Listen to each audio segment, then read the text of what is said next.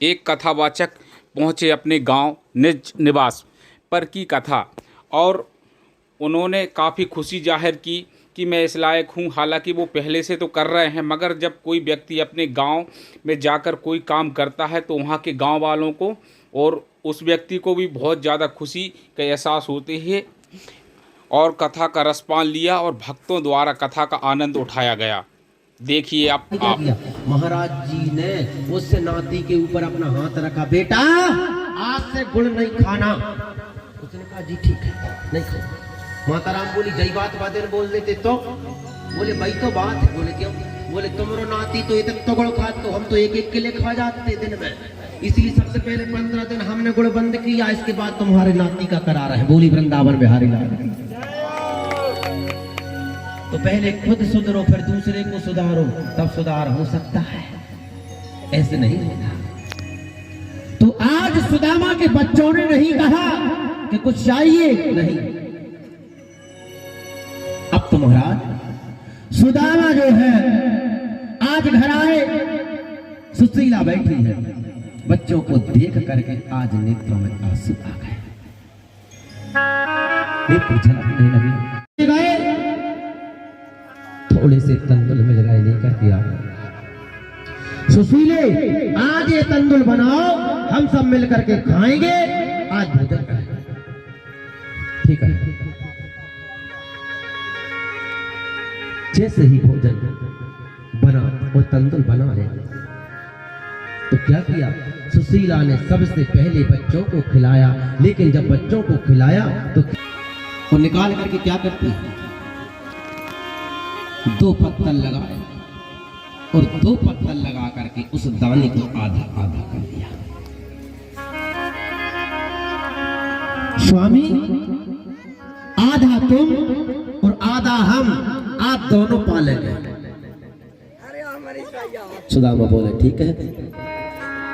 लेकिन क्या हुआ, जैसे ही दोनों उसको पाने के लिए बैठे तभी क्या हुआ, महाराज सुदामा जी सुशीला से बोले ये तो बताओ क्या तुमने द्वारकाधीश को भोग लगाया? सुशीला बोली आज तो बच्चों के भोजन कराते समय मैं भूल गई। तो सुदामा जी ने दोनों दाने को उठाया, इकट्ठा किया और ले जाकर के द्वारकाधीश को भगवान को भोग लगा दिया और कहा सुशीले आज भी हम जल ही।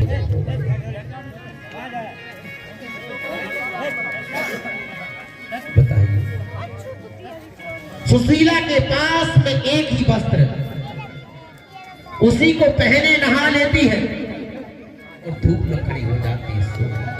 सुदामा जी के पास एक ही धोती, वही धोती महाराज ये घर की लक्ष्मी है और लक्ष्मी का जो सम्मान करेगा उस घर में कभी धन की कमी नहीं रहेगी।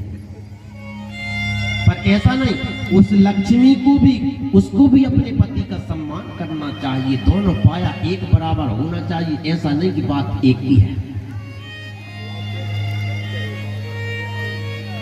एक पत्नी दिखावा नहीं करती थी, क्या करती थी, वो तो सिर्फ पति का पूजन ऐसा भोजन करा दिया, सब हो गया और कहती थी जाओ अपने घर में लकड़ी नहीं है लकड़ी ले आओ, बेचारा लकड़ी लेने जाता था लेकिन आत्मा से मानती थी। और एक वो थी तो भोजन बनाने में कष्ट होता था, लेकिन दोनों टाइम अगर कोई मेहमान आ जाए तो अपने पति के दाहिने पैर का अंगूठा धुल करके पीती थी, नाटक बताती थी कि मेरे पति की सेवा करती थी। लेकिन जो लकड़ी लेने के लिए भेजती थी, क्या हुआ, एक दिन उसने लकड़ी लेने भेजा अपने पति को, पति वन में लकड़ी लेने गया और ऊपरी में धान कूट रही थी, धान घर में अबे धान कूट रही थी और ये दूसरी वाली जो नकली पूजा करती थी ये उसके घर में पहुंच गई तो बैठी थी।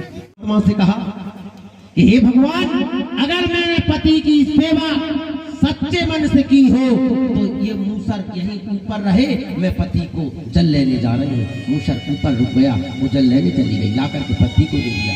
अब जो नकली वाली बैठी वो कहले क्यों जी ये कौन सा मंत्र है? मां से कहा कि हे भगवान अगर मैंने पति की सेवा सच्चे मन से की हो तो ये मूसर यहीं ऊपर रहे, मैं पति को जल लेने जा रही हूँ। मूसर ऊपर रुक गया, वो जल लेने चली गई, लाकर के पति को दे दिया। अब जो नकली वाली बैठी वो कहले क्यों जी ये कौन सा मंत्र है? पति की सेवा करती हूँ तो ये मूसर ऊपर रह जाए, जल लेकर क्या हो? जैसे मूसर ऊपर फेंका जलते जलने जाने लगी तो सीधा सिर पे पड़ा महाराज, टाके लग गए।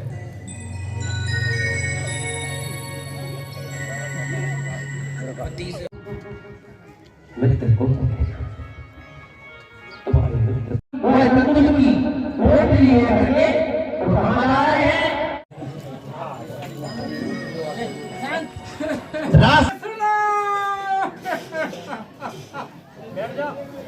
भैया ये और मेरे को द्वारकापुरी के दर्शन हो जाते तो अच्छा लगेगा। द्वारकापुरी के दर्शन हो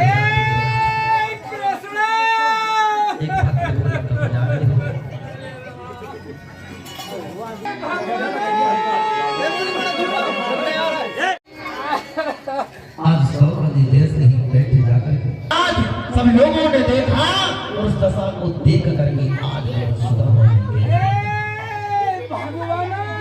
सुदामा ने सभी को देखा। देखो देखो ये गरीबी का कृष्ण के दर पे विश्वास लेके आया हूँ, मेरे बचपन का याद।